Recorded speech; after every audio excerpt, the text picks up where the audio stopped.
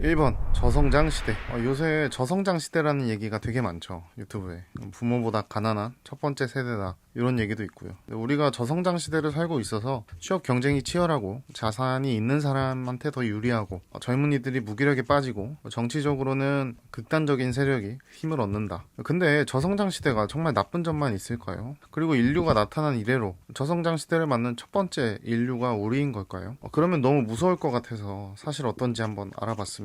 2번 고성장 시대. 지금이 저성장 시대고 우리 부모 세대가 고성장 세대였다, 이렇게 보통 표현을 하죠. 근데 인류를 전체적으로 보게 되면 저성장과 고성장이 반복해서 나타났습니다. 산업혁명으로 고성장 시대를 맞고, 그 이후에 대공황으로 저성장 시대, 2차 세계대전으로 미국의 고성장 시대가 왔고, 석유파동으로 다시 저성장 시대가 왔다가, 인터넷 혁명으로 또 다시 고성장 시대가 왔다가, 2008년도에 리먼 사태로 다시 저성장 시대, 지금은 아직 그대로 저성장이라고 볼 수 있겠죠. 이렇게 좀 역사적으로 고성장 시대와 저성장 시대는 반복됐습니다. 어떻게 보면 인류 역사를 봤을 때는 오히려 고성장이 더 희귀하다고 볼 수도 있습니다. 다만 요새의 저성장이 더 드라마틱하게 보이는 건 우리의 부모 세대가 한국의 유일한 고성장 시대를 겪었기 때문인 것 같기도 합니다. 3번 부모 세대와 우리 세대. 특히 우리 부모 세대는 고성장 시대였습니다. 정말. 특히 한국에서는 더더욱이요.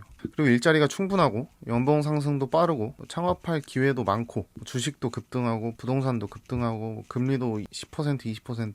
반대로 이제 우리 세대는 취업이 힘들죠. 연봉 잘 안 오르죠. 주식 횡보, 부동산 횡보, 금리는 초저금리. 이러니까 우리 세대가 이제 엄청 안 좋아 보이고, 무기력하다, 불안하다, 묻지마 범죄가 일어난다, 정치적으로 양쪽 극단 진영들이 힘을 얻는다, 그렇게 보일 수는 있습니다. 그리고 부모 세대가 말했던 공부 열심히 하고 대기업 들어가고 빚져서 아파트 사면 언젠간 오른다, 이 철학이 더 이상 통하지 않는 세대이기도 합니다. 4번 저성장 시대의 마음가짐. 그치만 이 고성장 시대에도 단점이 있습니다. 야근이 많고 과로 심하고 성장하는 회사 등에 올라타지 못하면 그 격차는 더 빠르게 벌어집니다. 명품이나 외제차, 사치도 많아지고요. 반대로 저성장 시대에도 장점은 있습니다. 워라밸이 좀 가능하죠. 그게 우리가 게을러서 그런 게 아니고 저성장 시대이기 때문에 가능한 겁니다. 야근도 적어지고 가성비가 중요시되고 절약하는 게 오히려 미덕이 됩니다. 지루할 수는 있지만 어떻게 보면 좀 안정적입니다. 물질적 욕망보다는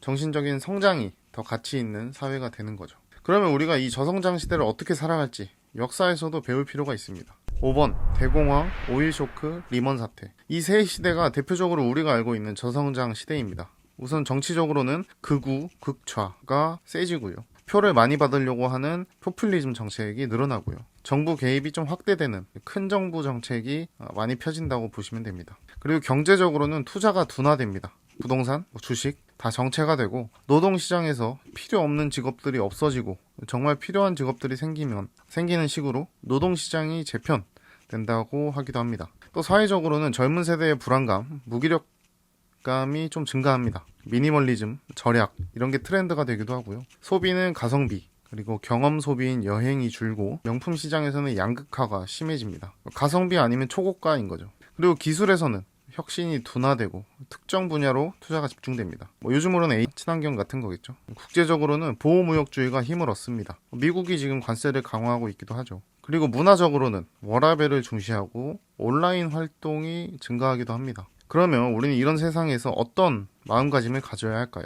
6번 저성장 시대의 마음가짐. 기존 부모 세대의 마음가짐은 이제 빨리 성공하고 경쟁에서 이기면 성공한다, 이런 조금 희망적인 도전적인 마인드였다면, 저성장 시대에서는 오래 버티고 나만의 길을 만든다, 이런 마음가짐이 통할 수 있습니다. 그래서 고성장, 저성장을 비교를 해보면, 고성장은 승자 등에 올라타서 성장을 한다, 저성장은 오래 버틸 수 있는 자신만의 길을 찾는다, 빚내서라도 투자한다 였다면, 이제는 리스크를 줄이고 안정적으로 투자한다, 좋은 직장은 곧 성공이다 였다면, 이제는 내가 힘들지 않은 지속 가능한 직업이 필요하다. 정답, 인맥이 강요됐으면 이제는 실력과 개성이 필요하다. 그리고 빨리 실패하고 빨리 도전해, 빨리 다시 도전해, 그런 얘기였다면 이제는 실패하더라도 계속 버티는 능력이 중요해진 겁니다. 대공황, 그리고 오일쇼크, 리먼 사태, 전부 다 사실 고성장 시대의 무리한 투기가 저성장 시대를 앞당겼습니다. 그래서 우리는 조금 더 가능성 있는 지속 가능한 투자가 필요해 보입니다.